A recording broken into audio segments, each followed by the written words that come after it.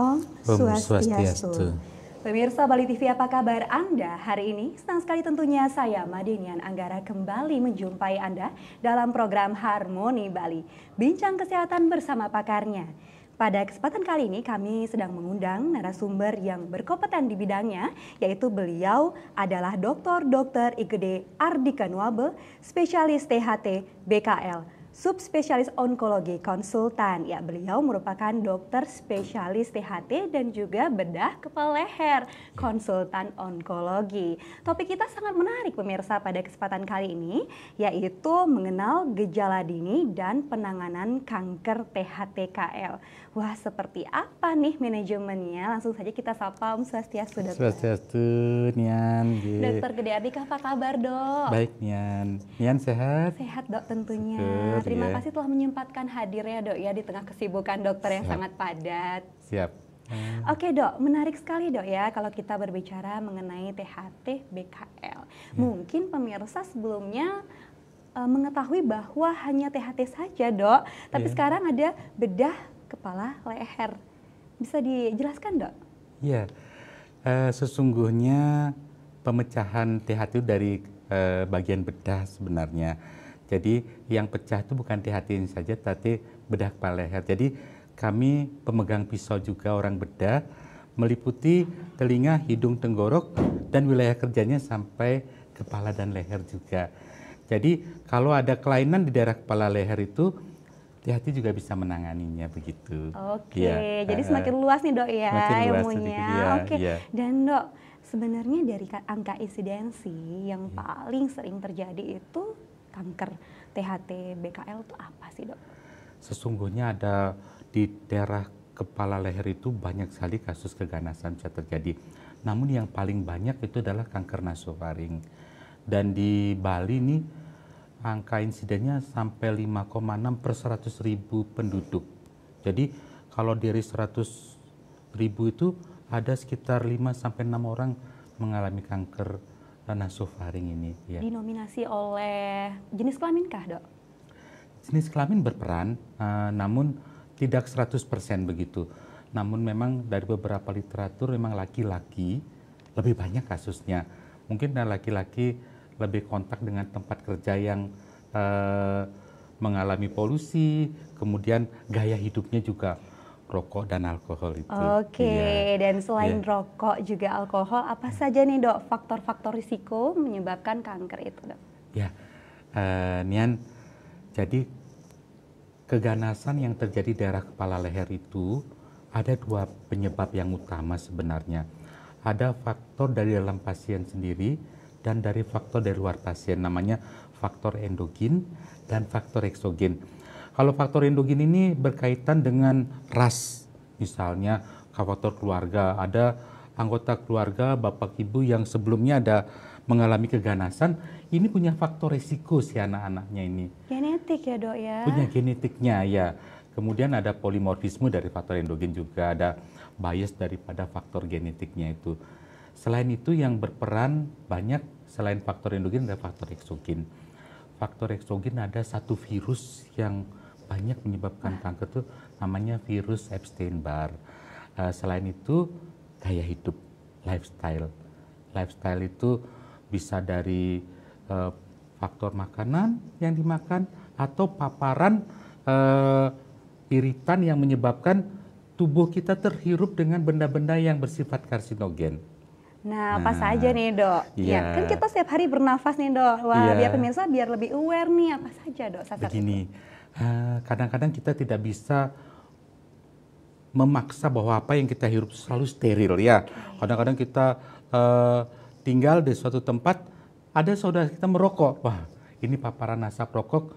Kadang kita bukan perokok aktif, jadi pasif. Itu komponen asap rokok itu bersifat karsinogen.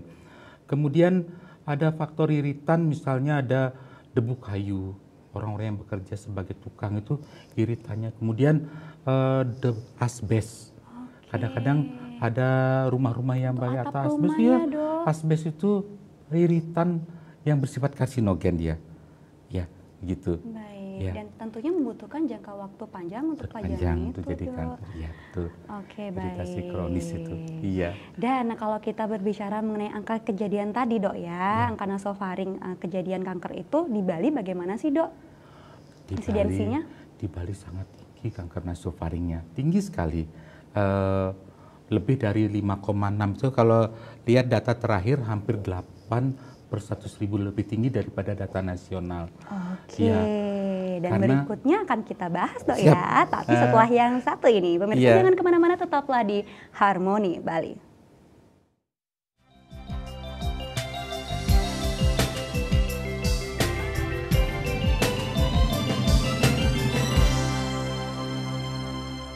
Pemirsa, Anda masih dalam program Harmoni Bali, bincang kesehatan bersama pakarnya. Dan kali ini kami sedang didatangi oleh dokter spesialis THT BKL subspesialis onkologi konsultan. Beliau adalah Dr. Igede Ardika Nuabe. Oke dokter, kita lanjutkan lagi dok ya. Siap. Mengenai angka kejadian di Bali ini ternyata justru lebih tinggi dibandingkan dengan Indonesia dok. Benar, di Bali itu ada faktor eksogen yang lebih tinggi daripada di luar Bali kelihatannya begini.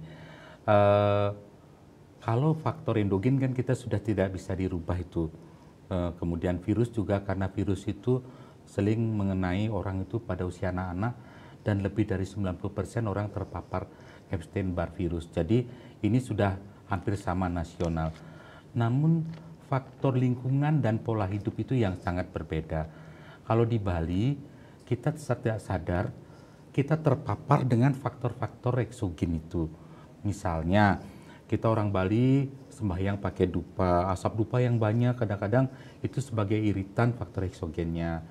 Kemudian menyan-menyan itu juga.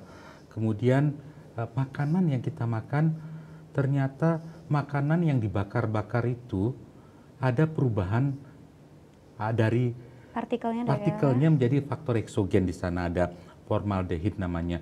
Itu sebagai faktor pemicu keganasan. Kita sering makan babi guling, ayam bakar, ikan bakar, itu semuanya di barbeque ya. Kemudian ikan asin juga. Ikan asin kan di daerah Bali Utara itu Singaraja ada namanya sudang lepet. Itu enak sekali ya. Padahal pada saat proses pembuatan ikan asin itu, nitrat pada ikan itu berubah menjadi nitrosamin. Kadarnya sangat tinggi. Itu akan menimbulkan faktor karsinogen meningkat dalam ikan itu. Jadi kalau kita sering intens makan ikan asin itu, resiko terjadinya kanker nasofaring dan kanker kepala leher akan meningkat. Mungkin satu lagi ada karbohidrat yang diolah dengan suhu tinggi. Contohnya dok? Misalnya kalau kita ke Kentucky misalnya, jangan bilang merek ya ini ya, ke Waralaba itu ya. Nah, kita selalu pesannya kan di kentang goreng. Kalau karbohidrat diolah dengan suhu di atas 100 derajat, dia akan menghasilkan akrilamid namanya. Nah, akrilamid ini hampir sama dia dengan nitrosamin itu sebagai zat karsinogenik. Ya, jadi kalau kita intens makan itu, tubuh kita yang dari baik-baik saja bisa berubah menjadi suatu keganasan. Dan kita tidak sadari. Nah, sadar itu karena lifestyle kita gitu. Itu ada di sekitar kita dan pada umumnya rutin dikonsumsi ya dok ya. Betul. Oke, kalau kita membahas mengenai kanker nasofaring tadi dok, ya. Apakah ada kanker-kanker lainnya nih dok juga yang termasuk di THT BKL dok? Betul Nian, ternyata selain nasofaring yang banyak kanker sinonasal. Kanker sinonasal itu kanker yang mengenai hidung dan sinus paranasal. Kita ada di tulang-tulang wajah kita ada lubang-lubang namanya sinus paranasalis. Di pipi, di antara kedua mata, di atas mata maupun di belakang hidung.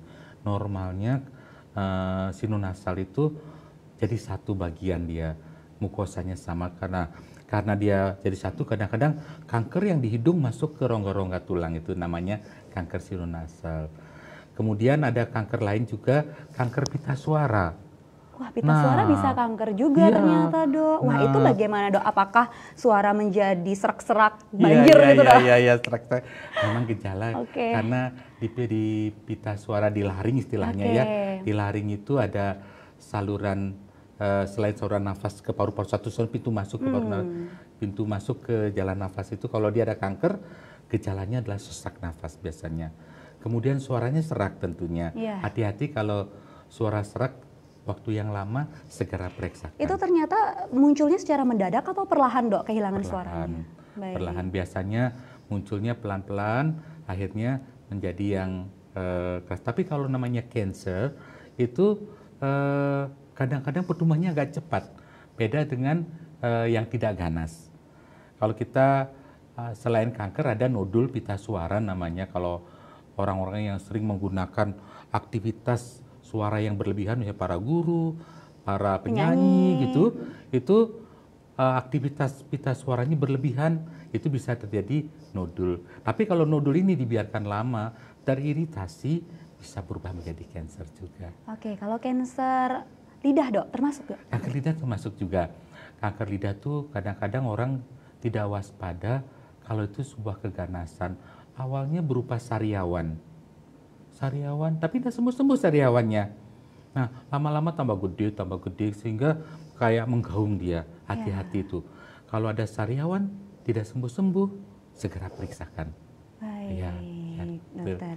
Dan gejala-gejala awalnya apa saja, Dok, agar pemirsa lebih perhatian, lebih aware nih? Begini, untuk secara umum kepala leher itu biasanya, THT kepala leher gejalanya biasanya sakit kepala biasanya. Kemudian kesemutan wajah. Kemudian ada lihat double, pandangan double. Itu gejala-gejala umum. Berhubungan dengan mata juga, Dok, berhubungan ternyata. ya. Nanti kita bahas kenapa kita berhubungan dengan mata. Kemudian ada benjolan di leher, tuh gejala-gejala umumnya. Namun gejala masing-masing kanker itu sesuai tempatnya. Misalnya kalau dia kankernya di arah telinga, tentu yang pertama terjadi gangguan pendengaran, telinganya kerebek-kerebek, kemudian ada luka di sana yang tidak sembuh-sembuh, keluar cairan bercampur darah, kadang-kadang berbau, itu yang di telinga. Kalau di hidung dan di nasofaring biasanya gejalanya itu ingusnya campur darah, hati-hati. Kalau ada pemirsa ataupun keluarga pemirsa ada ingusnya campur darah. Kayak mimisan nggak sih, Dok, atau berbeda dengan mimisan? Berbeda dengan mimisan. Kalau mimisan itu biasanya karena trauma pembuluh darahnya, biasanya darahnya segar. Tapi kalau misalnya ingusnya bercampur darah, itu ada faktor patologis, ada faktor yang tidak normal ada di baik di hidung maupun daerah nasofaringnya. Kemudian kalau di lidah juga begitu, kalau ada ulkus atau sariawan tidak sembuh-sembuh, kalau ada benjolan daerah rongga mulut yang tidak normal, tidak sembuh, hati-hati. Kemudian leher, di leher ini kita punya banyak polisi di sana, namanya kelenjar getah bening. Hati-hati kalau di sana ada benjolan, ada dua kemungkinan, bisa infeksi, bukan infeksi. Nah, itu harus kita bedakan. Benjolan lehernya seperti apa? Nah, mungkin pemirsa bisa langsung memeriksakan lehernya di rumah ya, Dok, ada ya. benjolan apa tidak. Merasakan itu bagaimana, Dok? Apakah hanya satu buah ataukah justru bergerundul seperti itu, Dok? Nah, begini, di leher itu ada beberapa kelenjar yang bisa membesar. Yang pertama, kalau di depan ini kelenjar gondok yang membesar. Kalau dia biasanya ada gangguan fungsi kelenjar gondoknya, atau kanker kelenjar gondok bisa membesar di depan. Kalau yang di samping-samping ini, yang di bawah telinga ini ada kelenjar parotis. Bisa dia kelenjar, kalau orang Bali bilang itu gondongan. Tapi sebenarnya ada juga selain gondongan karena virus, itu bisa karena kanker. Dia kanker parotis di sana. Dan yang banyak dikeluhkan oleh masyarakat itu secara tidak sadar, ada kelenjar-kelenjar, ada 300-an namanya cervical node yang ada di leher kita, itu yang mengalami pembesaran. Ada di bawah dagu, di bawah rahang, di garis leher ini, kemudian bagian belakang dan bagian depannya. Kalau diperiksa itu konsistensinya bagaimana biasanya, Dok? Lunak atau keras gitu? Kalau dia infeksi biasanya ada panas, sakit, dan nyeri biasanya. Ya, nyeri, panas, ada benjolan, ada gangguan fungsi. Tapi kalau ada keganasan biasanya tidak ada tanda infeksi itu. Tidak ada panas, tidak ada nyeri, tapi berbenjol begitu aja. Hati-hati, justru yang ada benjolan tanpa nyeri itu berbahaya itu. Oke, nah kalau sekarang pemirsa ingin deteksi dini, Dok, ada, Dok, caranya. Ini ada benjol nih, saya harus kemana ya, saya harus diapain gitu? Ya, sebenarnya benjolan di leher itu dibagi menjadi beberapa level. Level itu kayak kantor-kantor polisinya. Nanti yang menentukan levelnya itu mungkin dokter THT-nya. Kalau misalnya di level 1A di bawah dagu ini wilayah kerjanya di mana saja. Nah itu dokter THT-nya akan periksa, oh kalau level 1A ini wilayah kerjanya di bibir bawah, dasar lidah. Kita cek dulu apakah ada infeksi daerah sana atau ada keganasan daerah sana. Nanti kita cek sumbernya dari mana benjolan itu. Misalnya benjolannya di belakang di garis leher bagian belakang ini. Biasanya itu melayani sampai darah paru. Nian, misalnya bisa TBC kelenjar atau TBC paru atau malah infeksi payudara bisa benjolannya di leher juga. Iya, karena saling berhubungan tentunya Berhubungan dok ya, wilayah kerjanya jauh itu ya. Baik. Iya. Bisa screening dok atau deteksi awal? Deteksi awalnya biasanya kita lihat dengan selain pemeriksaan dokter itu ya, anamnesis, pemeriksaan fisik itu kita wawancara, periksa fisiknya, kita bisa pakai endoskopi namanya, pakai kamera. Iya. Pakai kamera. Nah, kalau itu kelihatan betul di mana sumber-sumber masalahnya. Apakah kalau benjolan di leher di level 2 misalnya di jugular superior, biasanya dari nasofaring kita lihat, rongga mulut kita lihat sampai ke bawah gitu ya. Bisa juga menggunakan serologi. Kalau kita melihat titer EBV-nya, Epstein-Barr virusnya, imunoglobulinnya kita cek atau misalnya viral kapsid antigennya itu meningkat tinggi sekali pada saat kita cek serologinya, kemungkinan beberapa saat bisa menjadi keganasan dia. Begitu. Baik, pemeriksaan itu bisa dilakukan di Bali dok? Serologi? Bisa.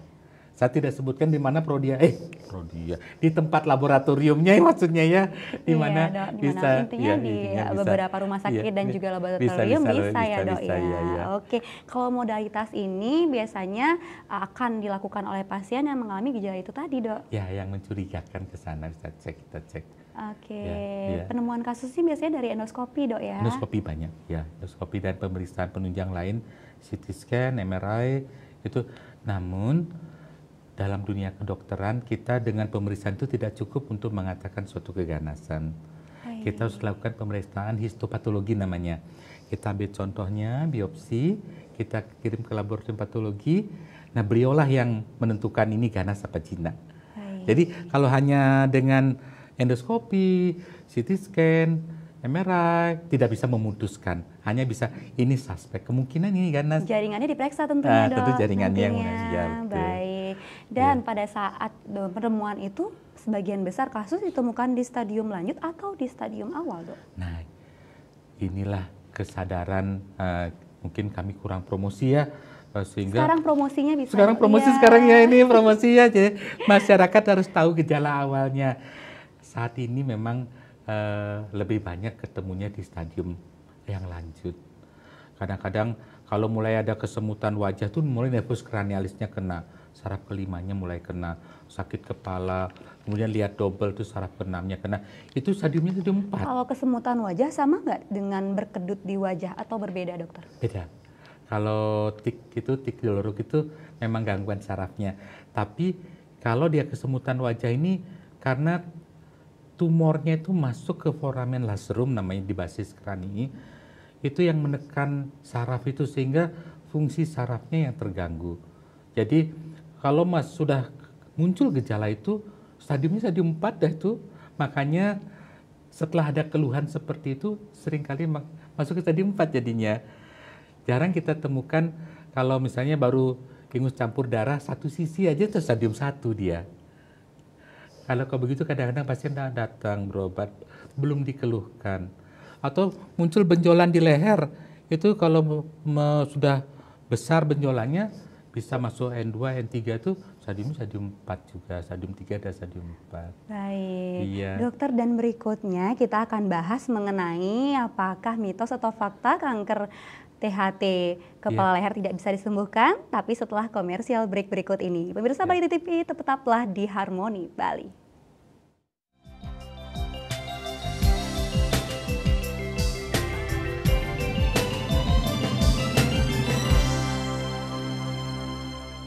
masih dalam dialog Harmoni Bali dan pada sesi ini kami membuka layanan interaktif bagi Anda yang ingin bergabung bersama kami di 0361 894 8400 atau 0361 894 8401. Baik Dokter Gede Ardike, kita akan bahas lagi ya Dok ya mengenai survival rate atau angka ketahanan hidup dari kanker THT KL tadi. Setinggi apa sih Dok angka ketahanan hidupnya? Begini, kalau kita ingin menyatakan suatu kesembuhan dari suatu keganasan, ada dua cara penilaiannya. Pertama kurabilitas, yang kedua itu angka ketahanan hidup itu. Ya, biasanya setelah kita obati pasien itu, kita akan lihat apakah dia mengalami respon yang penuh, istilahnya komplit respon, atau cuma setengah responnya, namanya partial respon. Bahkan tidak ada respon, no respon, kurang 25% dari penyembuhannya itu. Kemudian ada lagi satu yang lebih gawat, progressive disease dia. Jadi bukannya tambah baik setelah kita tadi, malah lebih parah dia kasusnya. Ya, ada kemungkinan demikian. Ada kemungkinan gitu. Nah, ini juga berkaitan dengan harapan hidup 5 tahunnya. Nah, yang paling berperan dalam harapan 5 tahun adalah stadiumnya. Oke, kita lanjutkan nanti ya Dok ya. Ada penelpon, Om Swastiastu. Halo, ya Om Swastiastu dokter. Iya, Ibu Komang Asi di mana? Saya dari Gianyar. Baik, silahkan Ibu. Baik Dok, terima kasih untuk materinya yang menarik. Dok, bisa dibantu dijelaskan bagaimana caranya membedakan gejala umum seperti kayak radang tenggorokan atau sariawan dengan gejala kanker, bagaimana caranya membedakan Dok biar kita orang awam bisa lebih paham dan waspada. Terima kasih dokter. Ya, terima kasih Ibu Komang di Gianyar. Dokter Gede silahkan. Nih, izinkan saya menjelaskan. Terima kasih Bu Komang.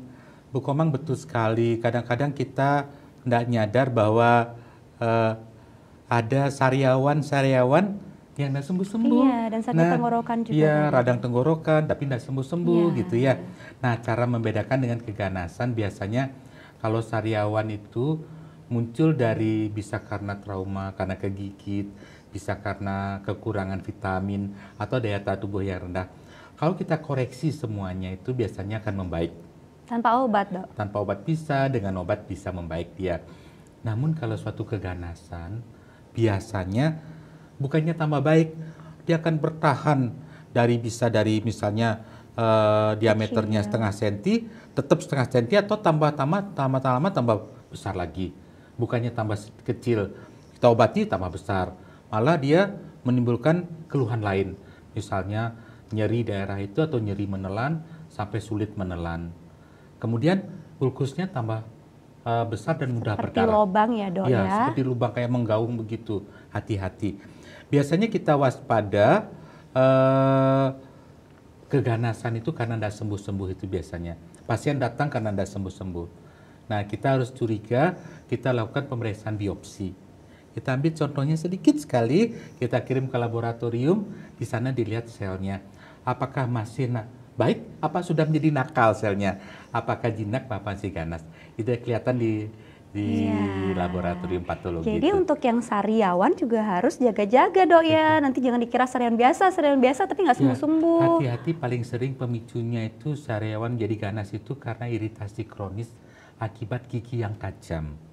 Oke, gigi yang tajam. Ya, Ibu Komang kalau misalnya ada keluarga yang giginya itu patah, pecah, itu kemudian dia bikin tajam. Dia bikin luka yang menahun di lidah kita. Hati-hati, itu salah satu faktor pemicu. Radang kronik itu salah satu pemicu keganasan. Jadi terus-menerus ya Dok ya, terkena trauma tadi.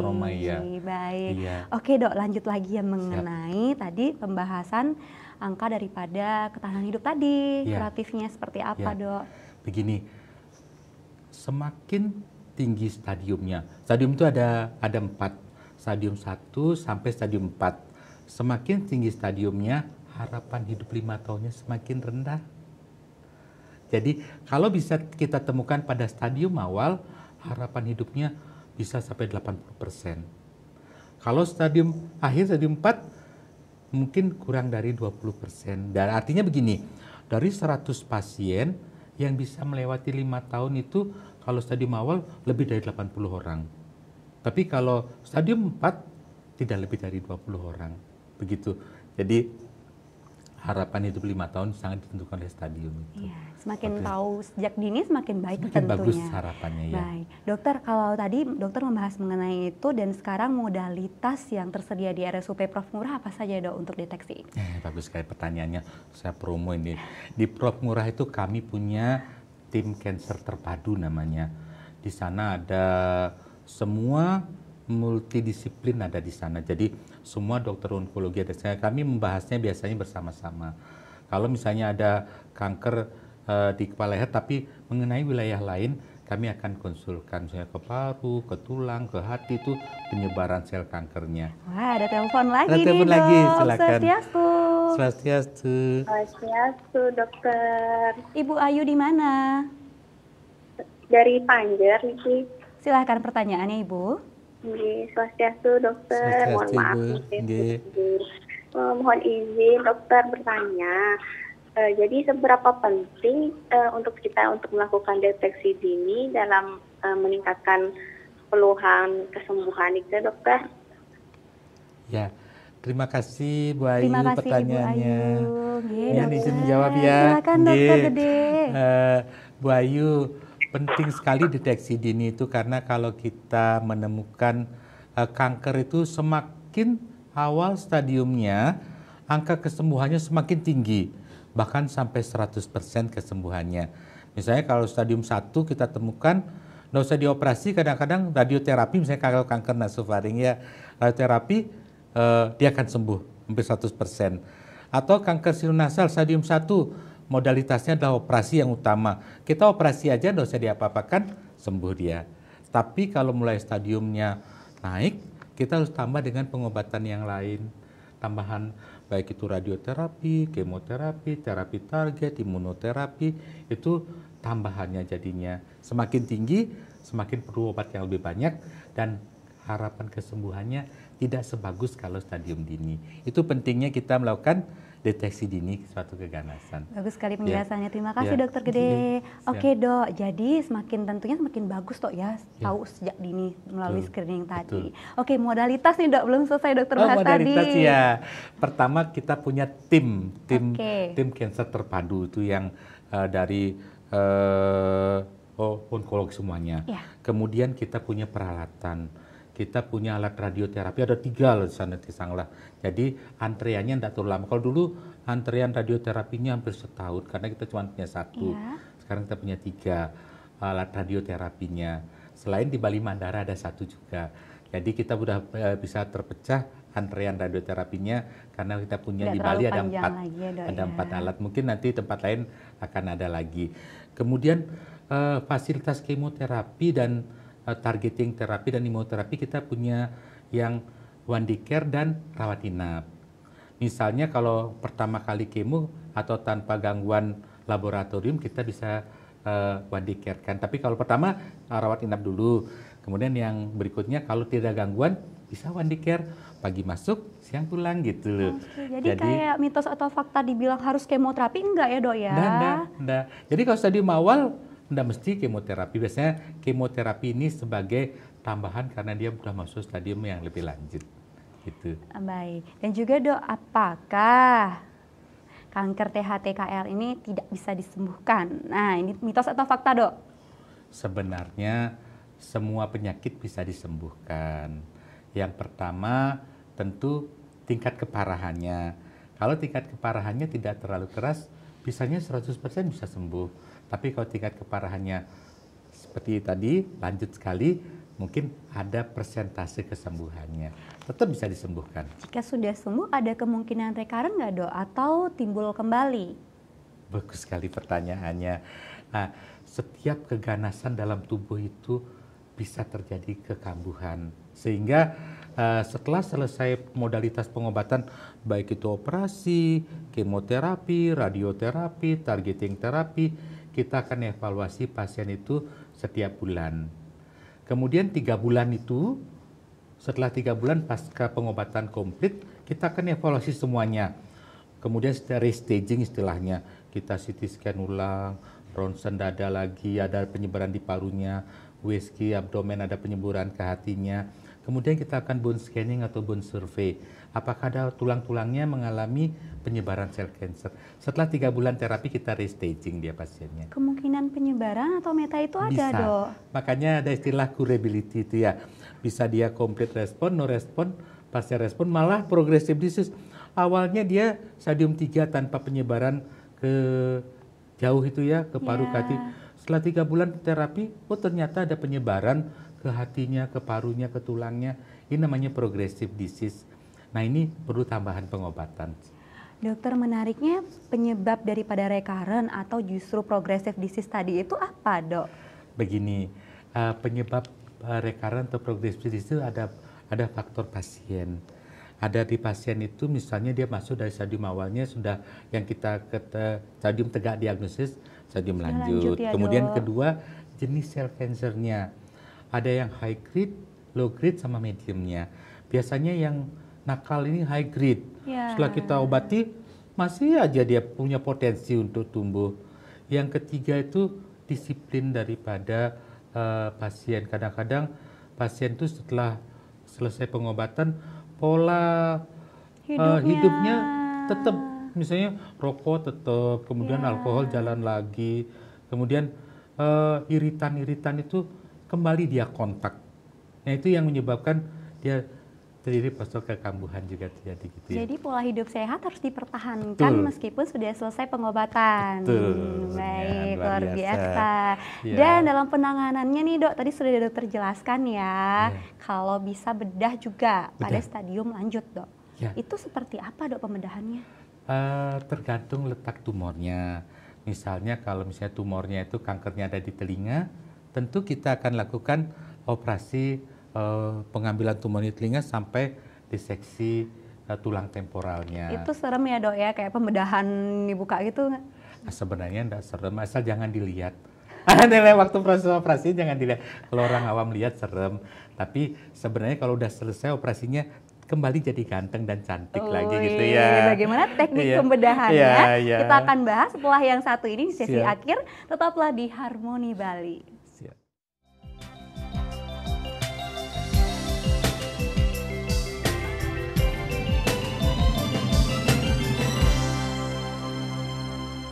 Ya, pemirsa, kami membuka layanan interaktif bagi Anda yang ingin bergabung bersama kami di 0361 8948400 atau 0361 8948401.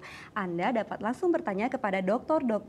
Igede Ardika Nuabe, spesialis THT BKL, subspesialis onkologi konsultan. Topik kita pada kesempatan kali ini yaitu mengenal gejala dini dan penanganan kanker THT-KL.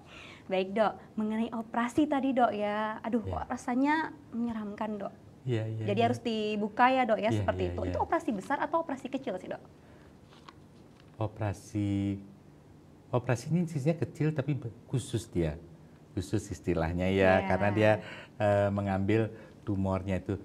Kalau dia tumornya kecil misalnya di daerah hidung dan sinus itu bisa kita menggunakan minimal invasif namanya. Bisa pakai endoskopi, bisa kamera itu bisa kita ambil. Tapi kalau misalnya besar tumornya, kita harus buka dia. Buka. Cara membukanya bisa dari luar, bisa tanpa bekas dari dalam bisa. Metode terbaru ya, Metode Dok. terbaru, ya, ya, Baik, ya. ada penelpon lagi. Kita sapa dulu ya, Dok. Om Swastiastu. Swastiastu. Om Swastiastu. Swastiastu Ibu Aryani. Ibu Aryani di mana, Ibu? Dari Sulawesi Tenggara. Wah, Dari Sulawesi, jauh Dok. ya. Selamat sore, dokter. Sore Ibu. Ya, dokter, berkenan saya bertanya. Ini ada 3 pertanyaan dari saya. Apakah bisa? Boleh Ibu. Siap. Terima kasih dokter atas kesempatannya. Pertanyaan pertama saya, dokter, jika kita habis melakukan operasi pengangkatan tiroid sebelah kiri dan kanan, pengobatan apa saja yang dilakukan jika kedua kelenjar tiroid itu sudah diangkat dan berapa persentase kesembuhannya? Ya. Baik. Pertanyaan kedua saya, dokter, jika seorang pasien meminum obat hormon tiroid itu ya dokter, saya kurang PTU tahu ya, Dok, obatnya ya. apa efek samping jika kita minumnya dalam Seumur jangka hidup. panjang, karena Oh, sayang sekali terputus, Dok. Jadi Iya, dari 3 jadi 2 nih, Dok. Iya, iya, iya. Sebentar bisa dilanjutkan lagi ya, Bisa Bu ditelepon Aryani lagi ya. ya, Ibu ya, untuk Iya. pertanyaan ketiganya. Iya. Baik, Dokter Pertama, Gede. jadi kelenjar tiroid atau kelenjar gondok itu sebenarnya dia kelenjar endokrin. Ya. Nah, kelenjar endokrin itu dia menghasilkan hormon namanya triiodothironin sama tetraiodothironin. Itu sangat diperlukan untuk metabolisme tubuh kita. Dia bisa membesar, ada beberapa faktor penyebab. Bisa karena gangguan fungsinya, misalnya produksi hormonnya berlebihan atau hipertiroid, besar dia. Atau hipotiroid, produksinya sangat kecil, dia membesar juga. Biasanya kita periksa lab dengan meriksa FT4 dan TSH-nya. Misalnya kalau ada hipertiroid, dengan obat dia akan normal lagi. Hipotiroid juga begitu, dengan obat kita berikan obat dia akan mengecil. Tetapi misalnya kalau tusuk keganasan, misalnya kita udah operasi, nah pabrik hormonnya hilang ini. Nah karena pabrik hormon hilang, kita harus minum apa yang dihasilkan oleh pabrik ini. Dan tidak apa-apa minum jangka panjang, aman. Aman ya, Aman, Dok, aman. ya. Karena itu memang seharusnya sudah ada dalam tubuh kita, dihasilkan oleh kelenjar itu. Tidak ada Karena efeknya, kelenjarnya Dok, ya. diambil, kita harus ganti Justru dengan luar. membantu metabolisme itu. Iya, Tadi ada betul. penelpon lagi, Dok. Iya, Laris iya. banget nih dokternya. Iya, Om iya, iya. Swastiastu. Swastiastu, Yoga dari Tabanan. Swastiastu, Bapak Dokter. Izin Silahkan. bertanya, Dok. Nggih, Dari paparan yang dijelaskan tadi, saya izin bertanya, Dokter. siap. Bagaimana seandainya pengaruh kebiasaan yang seperti pada zaman sekarang, Dok?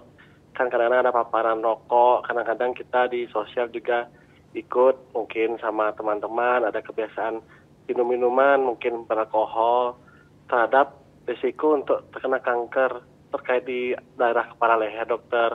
Apakah ada batasan merokok sampai berapa bungkus mungkin, dan bagaimana faktor-faktor tersebut bisa berpengaruh, apakah sama kepada setiap orang, Dokter? Mohon pencerahannya. Terima kasih, Dokter. Terima kasih Yoga di Tabanan. Terima Silahkan, kasih, Dok. Yoga, Mau izinnya. dinego, masih boleh nggak merokok? Berapa batas maksimal? Iya, iya, iya, iya.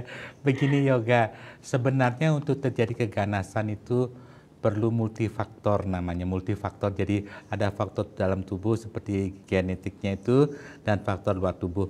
Yang bisa kita kendalikan faktor luar tubuh ini, faktor habit kita, rokok itu ya.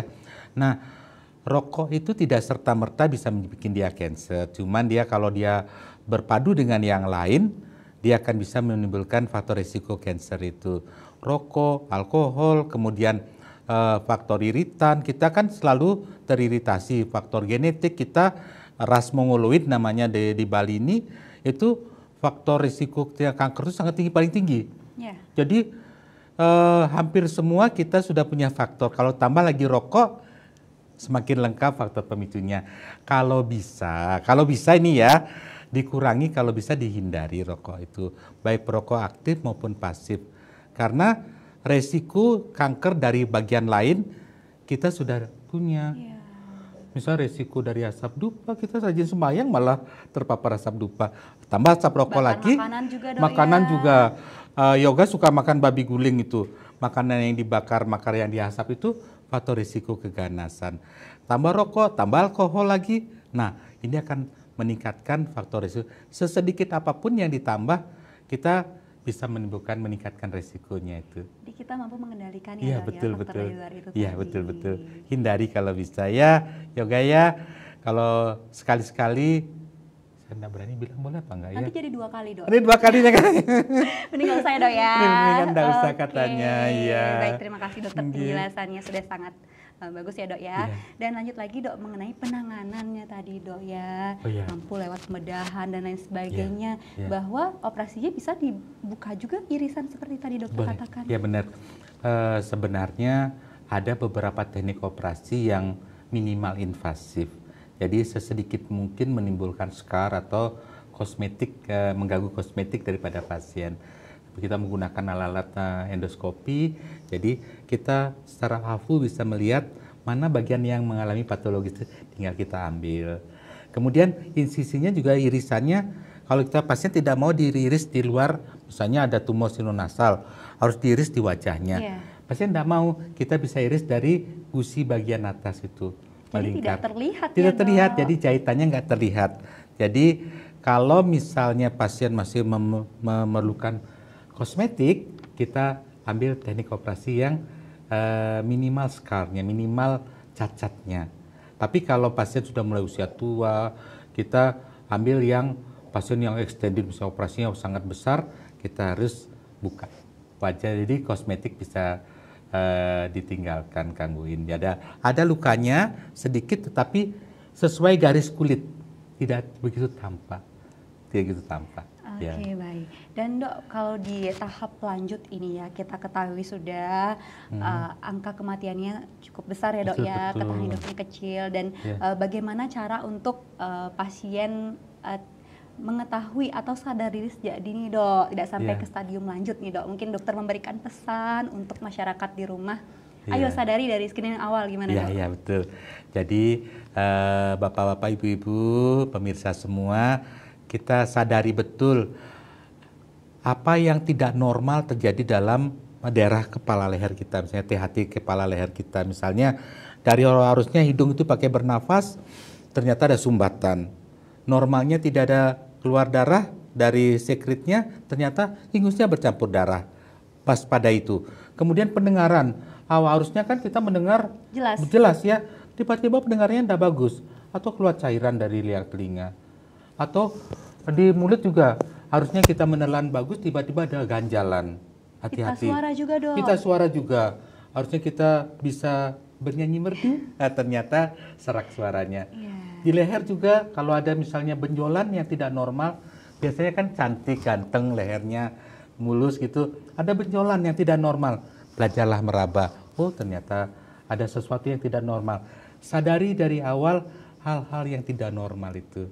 Tanyakan ke ahlinya terus.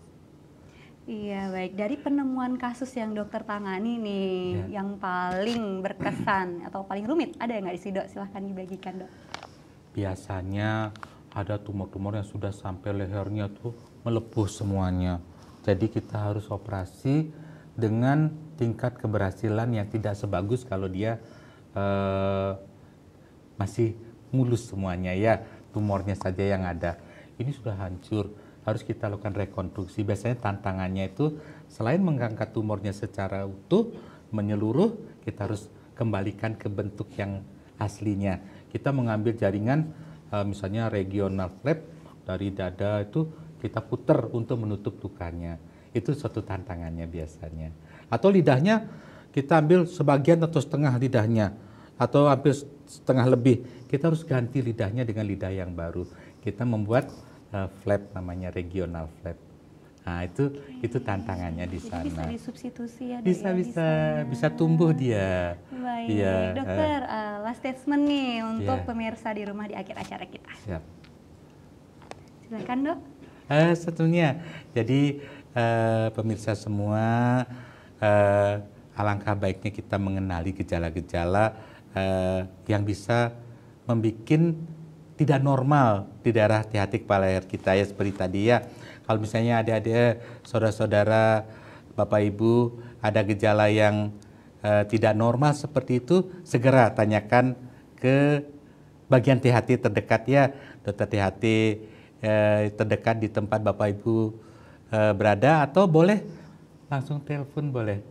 Nanti layangan telepon ke saya boleh disebarkan. Oke, baik. Terima kasih banyak Dokter Gede Ardiken Wabel, spesialis THT BKL, subspesialis onkologi konsultan Dok ya, atas penjelasannya dan juga ilmunya sangat banyak sekali sudah memberikan kita. Pemirsa, sampai jumpa di tayangan Harmoni Bali mendatang dengan informasi yang lebih menarik lagi. Saya Madenian Anggara mewakili kru yang bertugas pamit undur diri. Terima kasih dan sampai jumpa. Om Santi, Santi, Santi, Om.